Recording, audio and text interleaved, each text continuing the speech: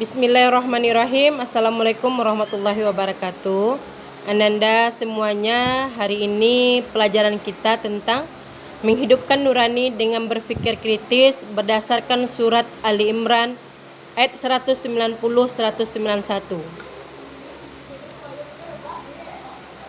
Di sini ada beberapa gambar. Satu gambar tentang dua laut, ada dua warna, gerhana matahari, kapal yang berlayar di lautan lepas, dan penemuan mumi Fir'aun. Dari gambar tersebut, kita diperintahkan menganalisis tentang kenapa itu bisa terjadi. Dan kita diajak berpikir, memahami bagaimana Allah menciptakan hal tersebut. Nah, kita berangkat dulu dari definisi berpikir kritis. Berpikir kritis didefinisikan beragam oleh para pakar. Menurut Martes, berpikir kritis adalah sebuah proses yang sadar dan sengaja yang digunakan untuk menafsirkan, mengevaluasi informasi dan pengalaman dengan sejumlah sikap relatif dan kemampuan yang memandu keyakinan dan tindakan. Nah, berdasarkan definisi di atas, sikap dan tindakan yang mencerminkan orang yang berpikir kritis terhadap ayat-ayat Allah adalah mereka berusaha memahami dari berbagai sumber, menganalisis dan merenungkan kandungannya, kemudian menindaklanjuti dengan sikap dan tindakan positif. Ayat yang memerintahkan tentang berpikir kritis adalah Surat Ali Imran ayat 190-191 yang berbunyi, A'udzu billahi minasy syaithanir rajim. Bismillahirrahmanirrahim. Inna fi khalqis samawati wal ardi wa ikhtilafil laili wan nahar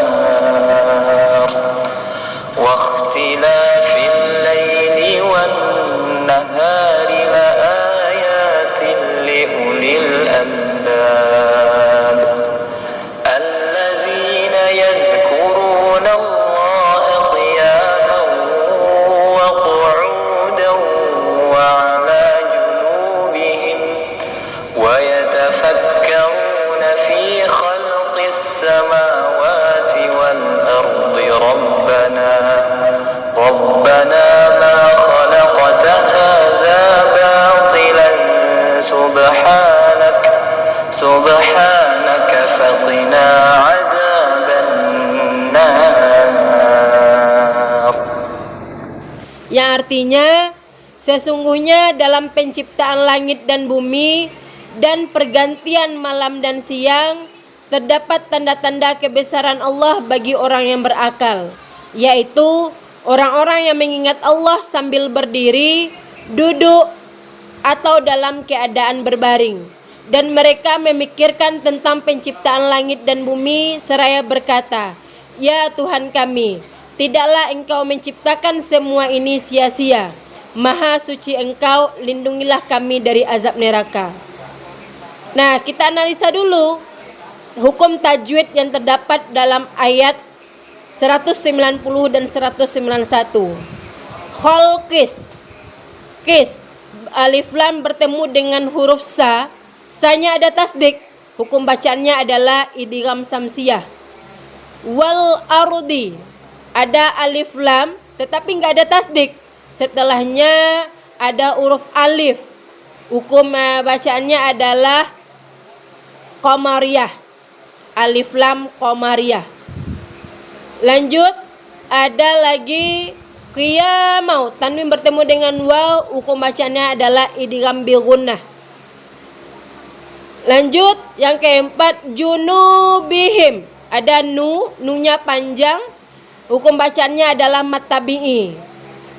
Lanjut, khalaqta, dibaca qalqalah, lantunan khalaq, maka hukum bacanya adalah qalqalah sugra. Terakhir, azabannar.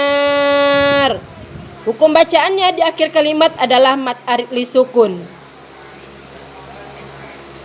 Nah, ayat tersebut memiliki asbabun nuzul atau sebab-sebab turunnya ayat, latar belakang turunnya surat Ali Imran 191. Nah, ayat tersebut turun, kata At-Tabrani dan Ibnu Haqqin meriwayatkan dari hadis Ibnu Abbas anhu, dia berkata, orang-orang Quraisy mendatangi orang-orang Yahudi dan bertanya kepada mereka, apa tanda-tanda yang dibawa Nabi Musa kepada kalian? Orang-orang Yahudi itu menjawab, tongkat dan tangannya yang putih bersinar bagi orang-orang yang melihatnya. Kemudian orang-orang Quraisy itu mendatangi orang-orang Nasrani. Lalu ia bertanya kepada mereka, apa tanda-tanda yang diperlihatkan oleh Nabi Isa? Mereka menjawab, dia dulu menyembuhkan orang yang buta, orang yang sakit kusta, dan menghidupkan orang yang mati. Selanjutnya mereka mendatangi Nabi Muhammad SAW. Lalu mereka berkata kepada beliau, berdoalah kepada Tuhanmu untuk mengubah bukit Syafa dan bukit Marwah menjadi emas untuk kami. Lalu beliau berkata, maka dari hal tersebut turunlah surat Ali Imran 190-191. Nah, dalam surat Ali Imran 190-191, apa yang diperintahkan Allah dan apa kandungan yang terdapat di dalamnya? Ya, ayat 190 Allah menegaskan bahwa penciptaan langit dan bumi serta pergantian siang dan malam merupakan tanda-tanda kekuasaan Allah. 2. Tanda-tanda kekuasaan Allah di alam semesta ini termasuk dalam penciptaan langit dan bumi serta pergantian siang dan malam merupakan tanda bagi orang yang ulul albab. Kandungan ayat 191 menjelaskan ciri-ciri orang ulul albab. Apa itu? Yaitu mereka yang selalu berzikir dan berfikir. Orang ulul albab selalu ingat kepada Allah dalam segala kondisi. Dan ulul albab juga mempergunakan akalnya untuk bertafakur, memikirkan penciptaan alam semesta. Tafakur atau berfikir yang benar akan mengantarkan pada kesimpulan bahwa Allah Subhanahu wa Ta'ala menciptakan alam semesta dan segala isinya ini tidaklah sia-sia. Semuanya benar dan semuanya mengandung manfaat. Tafakur atau berfikir yang benar juga melahirkan kedekatan kepada Allah, mengakui kelemahan makhluk dan mengakui kekuasaan Allah dan memperbanyak doa kepadanya. Nah, berdasarkan ayat tersebut, bagaimanakah sikap kita yang sesuai dengan surat Ali Imran 190-191? 1.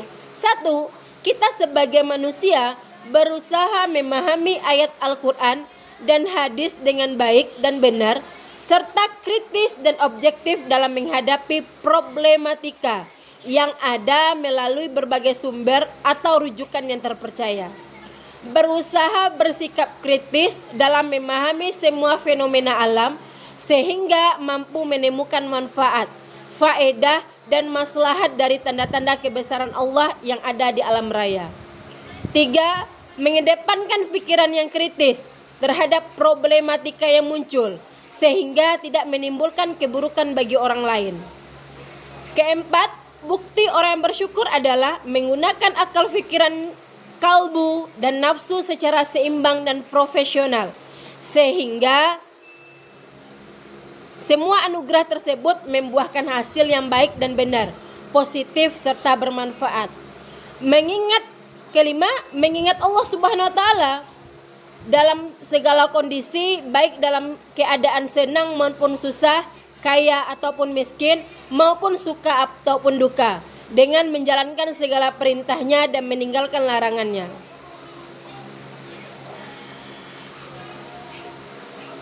Nah, kajian hadis tentang berpikir kritis. Al-Quran dan hadis merupakan sumber hukum yang tidak dapat dipisahkan. Hadis menguatkan hukum yang telah ditetapkan oleh Al-Quran. Berikut ini contoh hadis yang berkaitan dengan kajian berpikir kritis dan objektif. Ibnu Abbas radhiyallahu anhu berkata, ketika aku menginap di rumah bibiku Maimunah, Rasulullah SAW berbincang-bincang sesaat bersama istrinya. Kemudian beliau tidur. Tatkala tiba waktu sepertiga malam terakhir, beliau duduk dan melihat ke langit. Lalu beliau membaca, sesungguhnya dalam penciptaan langit dan bumi dan pergantian malam dan siang terdapat tanda-tanda kebesaran Allah bagi orang-orang yang berakal. Lalu beliau berwudu dan bersiwak, kemudian sholat 11 rakaat. Setelah mendengar Bilal azan, beliau sholat 2 rakaat, kemudian beliau keluar untuk sholat subuh.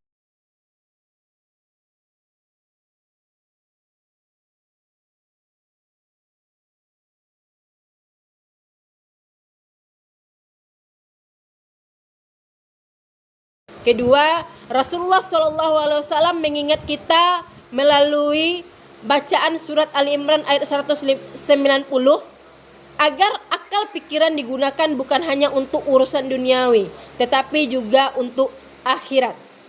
Ketiga, keseimbangan menggunakan seluruh potensi yang dimiliki harus selalu dilakukan sehingga pola hidupnya tidak terjebak dalam kehinaan dan kubangan dosa atau maksiat.